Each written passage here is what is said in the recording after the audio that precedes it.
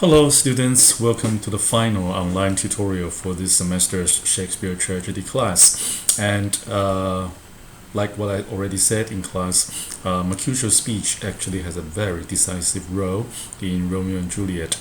And Mercutio is actually a very close friend to Romeo, and therefore through Mercutio's words, Shakespeare actually demonstrates to the audience and also the readers his clever device of a kind of foreshadow for the readers or audience to see what is going to come in next part of this play after Romeo and Juliet falls in love with each other. So this is a very long speech, and on the one hand it actually displays a very interesting character, Mercutio. You can see that he's full of wits and his language is actually very intriguing for readers to chew upon. You can see that there are actually a lot of puns, and also he has this dark side that becomes clearer and clearer towards the end of this speech. So if we spend time studying this one, you will just have the feeling that this is actually a very strong characterization of a very important role in this play. On the other, it also shows the significance of dreams, the kind of role dreams play in this play. Dreams, very much like what's said in this play, dreamers often lie, so we don't really know what they are dreaming about, and we don't really know what kind of thing they can actually do. But we know that dream very often serve as some kind of reflection for life. So when we say dreamers often lie, we probably have the sense that very often dreamers cannot see the truth, and the reality usually is quite dark and cruel, and therefore when Romeo has been accused by Mercutio as being a dreamer, we have the feeling that this man obviously has the problem clarifying the problems in reality. So this passage actually deserves our strong attention, and therefore I would like to spend some quality time talking about this long speech. Alright, and I would first divide this passage into two parts. The first part will start from line 55 on page 36, and it will stop at line 71, okay, on page 37. So let's read this part first, and then we'll see what is going to follow up in the second section. Okay, so Mercutio starts. He says, "Oh then, I see Queen Mab hath been with you. She's the fairest midwife, and she comes in shape no bigger than an agate stone, on the forefinger of an alderman, drawn with a team of little atomies. Over men's noses as they lie asleep, her wagon spokes made of long spinners' legs, the cover of the wings of grasshoppers, her traces of the smallest spider's web, her colors of the moonshine's watery beams, her whip of cricket's bone, the lash of foam, her wagoner a small grey-coated net, not half so big as a round little worm, pricked from the lazy finger of a maid. Her chariot is an empty hazelnut, made by the joiner squirrel or old grub. Time out, mind, the fairies coachmakers." Alright, so here you can see that this is very much the description of Queen Mab and also the chariot she's riding on. And she actually rides this chariot to move from one dream to another, and she brings dream to different dreamers to make them fantasize, to make them lost in a very different world. And the name Queen Mab actually is a very intriguing term that deserves some discussion. According to some scholars, the word mab already has the kind of implication that refers to a prostitute, a whore. And when it's combined with the word queen, somehow you have the feeling that there's this kind of mutually contradictory or self-contradictory kind of image. And very often you can probably associate this with the misogynic atmosphere in Elizabethan society. Somehow a woman has to be pure, but at the same time, men also regard women as some property, as some kind of tool, for them to enjoy sex. So you can see this conflict in the image of a woman. And we know that Queen has this kind of idea in it, and Mab basically means like loose woman. So when they're combined together, this conflict is really strong. All right, so first of all, this name already has some kind of implication, and then you can see that she's actually the fairy's midwife. Of course, we know a midwife is actually a woman who would help a pregnant woman to deliver the child. So she's fairy's midwife. That means she helps to deliver fairies. Well, fairies, of course, come from dreams, come from fantasies. So we can say that Queen Mab actually helps to produce a lot of dreams, a lot of fantasies. And she comes in shape no bigger than an agate stone on the forefinger of an alderman. An alderman is very much like an officer in the, in the Congress or in a meeting hall, right? So this the shape, the figure of this Queen Mab is actually quite small, and therefore her chariot, the kind of vehicle she's riding upon, would also be very small and also quite magical. You can see that actually it's composed of a lot of insects body parts. So like spinner of course refers to spiders. So spinner's legs, grasshopper's wings, spider's web, and also actually the color of Queen Mab's costume, her dress, is actually made of moonshine's watery beams. So it's fantasy and poetry at the same time. So this Queen Mab also has the whip of cricket's bone, right? So it's like a very genuine fairy tale when you read this part of the speech, and you just feel that Mercutio's creating this really dreamy image to make us picture what Queen Mab might be looking like, and at the same time you just have the feeling that this figure walks out directly from some fairy tale. Alright, so her wagoner is a small grey-coated net, not half so big as a round little worm, pricked from the lazy finger of a maid. It's actually something dug out from a lazy maid finger. So you will know that this lady actually doesn't do any housework. She's not working, so she's quite lazy, and she doesn't even cut her fingernails.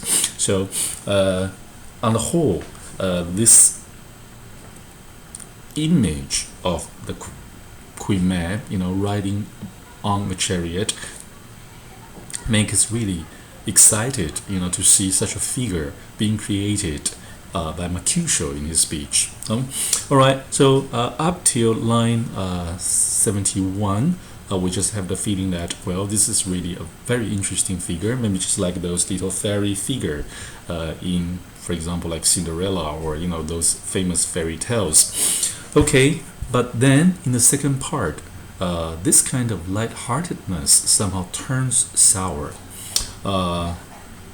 As Mercutio speaks on, you just have the feeling that, well, those dreamy qualities actually help Queen Mab to create something that's pretty challenging, for these dreamers.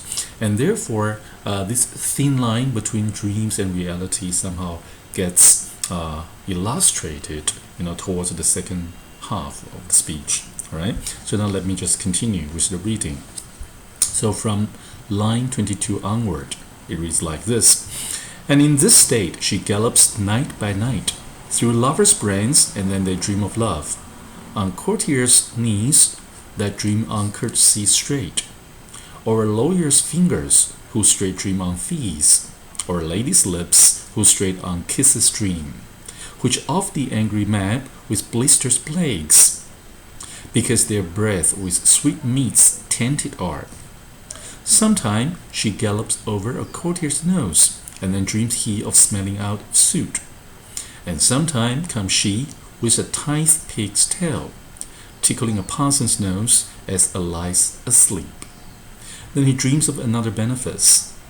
Sometimes she drives over a soldier's neck, and then dreams he of cutting foreign throats, of breaches, ambuscados, Spanish blades, of health 5 fathom deep, and then anon drums in his ear, at which he starts and wakes, and being thus frighted swears a prayer or two and sleeps again. This is that very Mab that plaits the manes of horses in the night, and bakes the elf locks in foul sluttish hairs, which once untangled much misfortune bodes. This is the hag, when maids lie on their backs, that praises them and learns them first to bear, making them women of good carriage. This is she. It's like he's not even finished, and then Romeo just approaches him. He says, "Peace, peace, Mercutio, peace. Thou talkst of nothing." Mercutio says, "True, I talk of dreams, which are the children of an idle brain." Children of an idle brain, a brain that is not thinking. Children, of course, the product, something produced. So it's produced by an idle brain, begot of nothing but vain fantasy.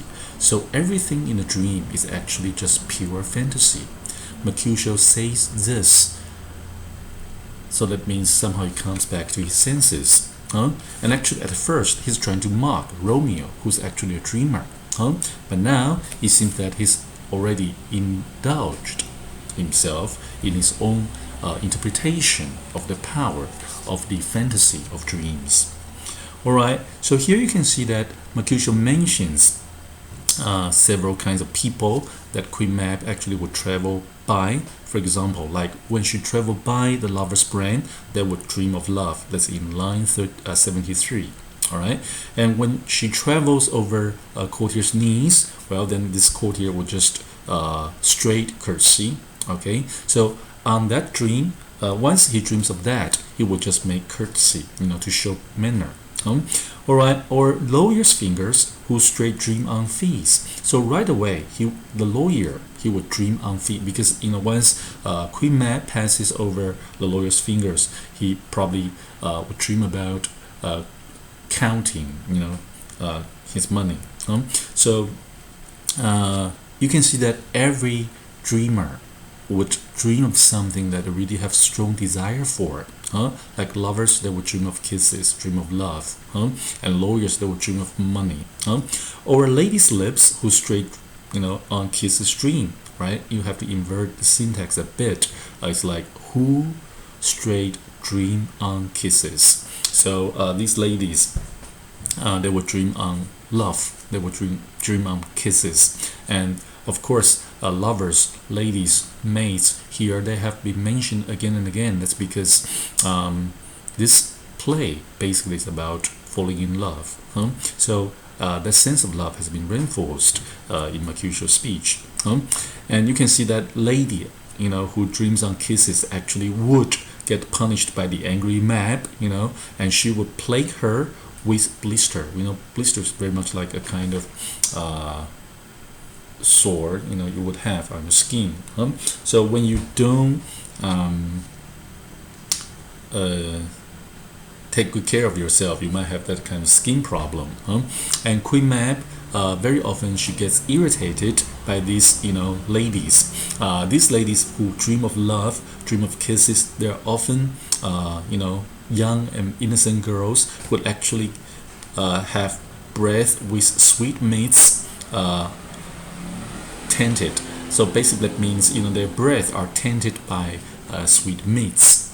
So because Queen Mab didn't like that kind of smell, so she would punish them by bringing to them blisters. Okay, and sometimes she would gallop over a courtier's nose, and then dreams he of smelling out a suit. Right. So very quickly, if this courtier, a courtier is very much like a minister, so when Queen Mab passes by, this courtier would actually dream of a new suit. That means it's like new gift or new present from someone who would like them to say something nice in front of the ruler, in front of the master. Okay, so this is about courtier, right? And sometime comes she with a toothpick's tail, tickling a parson's nose as lies here means he lies asleep. So when this parson is lying asleep, and this Queen Mab passes by, and she would bring to him another benefits. That means he would dream of another kind of sacrifice made for the church. So he can probably also get some profit or get some something nice, from this kind of donation. All right. So once again, it's about getting benefit, getting profit, and sometime she drives over a soldier's neck. And then dreams he of cutting foreign throats. So cutting, slitting, that means he's actually cutting, killing those foreign lives, when they're having wars. So this soldier would dream of breaches, ambuscados, Spanish blades, of health 5 fathom deep, and then anon means very quickly, shortly, drums in his ear, at which he starts and wakes. So he would hear drums, and very quickly, being thus frightened. Okay, so once he hears drums, he would start. Starts means startled, right? And wakes, he would wake up. So being thus frightened, swears a prayer or two and sleeps again. So he would fall asleep again, because all the kind of heroic deeds are done in a dream. Including cutting foreign throats of breaches, ambuscados, Spanish blades, health 5 fathom deep. All these words are explained in the footnotes. Like breaches, that means gaps in fortifications inflicted by the artillery. Okay, and also like ambuscados, that means ambushes. So these things are all the things that a soldier is supposed to accomplish, in the battlefield. So he would become extremely heroic in dreams, but then once he gets awakened, then we know that he would become a coward. So he would prefer to go back to sleep so that he can continue to enjoy that kind of heroism in his own dreams. Alright, so this is that very map that plays the manes of horses in the night and bakes the elf locks in foul sluttish hairs, which once untangled much misfortune bodes. Okay, so basically it means this hag, this map would actually create a lot of chaos, and no matter what she does, when it comes to reality, terrible things would happen. Okay, so this is the hag when maids lie on their backs that presses them and learns them. Learns them means teaches them. So she would press them down and teach them first to bear. To bear what? Of course, to bear sex, right? She would press them down, these young maids, so they would lie on their backs. And remember, actually, earlier in this play, when the nurse talks about Juliet's age, she somehow remembers that one time her husband actually jokes with Juliet, and he says that when you grow up, you would have to fall. When you fall down, you will have to lie, face up, right? And you will have to bear men's sex. Basically, the joke is about that. So here you can see that joke has been played once again. So this is the hag. When maids lie on their backs, that praises them and learns them first to bear, making them women of good carriage. So finally, these women are just carriages for giving birth to babies. So they have to learn their position in this world. That is, they would have to create new lives. So this is the very hag. Now you see that word is very strong. So this whore, Queen Mab, actually is the very one who teaches these young maids to bear, in order to learn sex. So the tone gets darker and darker towards the end of this speech, so that somehow gives us a very clear feeling that the line between dreams and reality is rather thin, and at the same time, in dreams, maybe things will look bright and beautiful, but somehow when you wake up, things will turn to be extremely ugly. But it's not just that, sometimes that sort of puzzlement created by that thin line between good and evil, it will somehow exist both in your dream. So this Queen Mab speech actually has a lot for us to explore, and I believe that after my explanation, you can continue to cultivate some thinking, knowing that this speech actually will serve as the foreshadow for the tragic ending of this play. You would be able to associate what has been said by Mercutio with Romeo and Juliet's fate at the end of the story. This is the very end of our online tutorial series. I hope you have enjoyed the teaching, and I look forward to seeing all of you in the next semester's Shakespeare comedy class. Bye.